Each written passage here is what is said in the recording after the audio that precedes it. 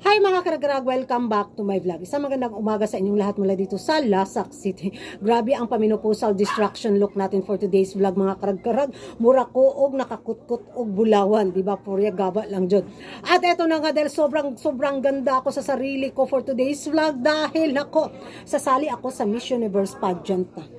Di ba nga mga karag-karag na ako na maraming nagtaasan ng kilay sa bagong pasabog ng Miss Universe organization dahil inalis na nila ang age limit ng mga kandidatang sasali sa Miss Universe pageant. Bitaw pwede na ang 90 years old, 85 years old, 60 years old, bukad yung ilong ni Kuragan. Hanggat kaya mo pang rumampa, hanggat kaya mo pang humakbang laban para sa ekonomiya. Yun yung mga magiging reaction ko bitaw sa pinalabas ngayon ng Miss Universe organization na elimination of age limit nga, di ba? So para naman sa akin, medyo nasubrahan na siguro ang Miss Universe organization sa kanilang pagiging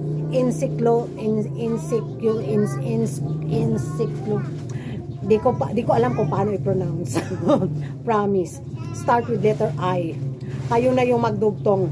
Comment down below mga karag-karag. Alam niyo naman na open, brain talaga si Kuragan, nabubu talaga ako sa English, no? Pahirapan yung pronunciation ni Kuragan.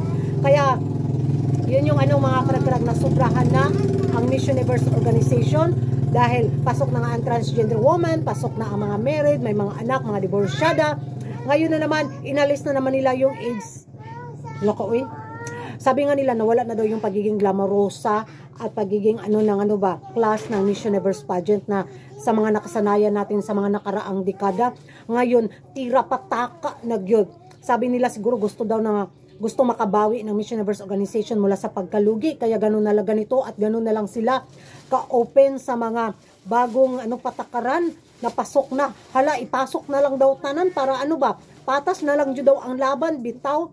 At hindi na matatawag na Miss Universe kundi Woman of the Universe na lang or basta ambot mauni siya kahit ako mga karag-karag naguguluhan na ako dito sa pamamalakad ng Miss Universe organization. Parang ano ba talaga? Ano ba ang pinaglalaban ng mga to? Women empowerment, ando na naman sana.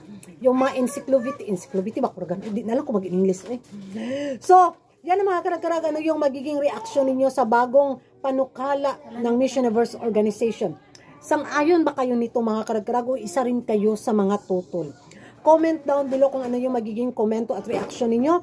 Pag hindi ka pa nakapag-subscribe sa YouTube channel ko, subscribe ka na para pang dagdag kabuhayan showcase ni Kuragan. And see you in my next vlog mga karag-karag. Bye-bye.